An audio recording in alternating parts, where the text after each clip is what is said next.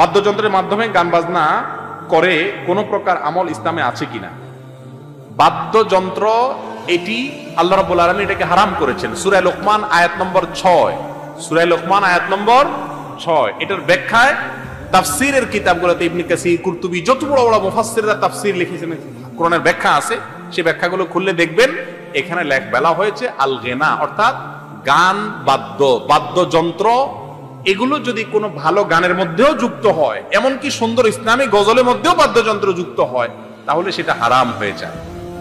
এটা হারাম হয়ে যায়। গোটা বিশ্বের তেমন কোনো আলেমদের কোনো মত পার্থক্য নেই। আমাদের দেশে কিছু মানুষ বাদ্যযন্ত্র বাজাতে বাজাতে আল্লাহরে ডাকে। কথা বুঝে আসছে? আছে না নাই? আরে ভাই, যে বাদ্যযন্ত্র ভাঙার জন্য রাসূল এসেছেন, সেই বাদ্যযন্ত্র আবার কিভাবে ইবাদতের মাধ্যম হতে পারে? এটা শয়তান আমাদের মনে এই সমস্ত ঢুকায়।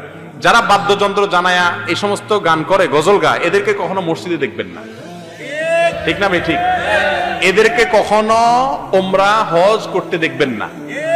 যে নামাজ রাসূল জীবনে কখনো ছাড়েন নাই, পা হাসরাতে পড়ছেন, মসজিদে নববী বানাইছেন। রাসূল মসজিদে নববী মদিনায় বানাইছেন না বানান নাই? কাবা আল্লাহর ঘর মসজিদ বানাইছেন না বানান নাই? অথচ এই গান বাদ্যের মাধ্যমে তথাকথিত জিকির করা পাবলিকদেরকে কখনো মসজিদে আপনি দেখবেন না।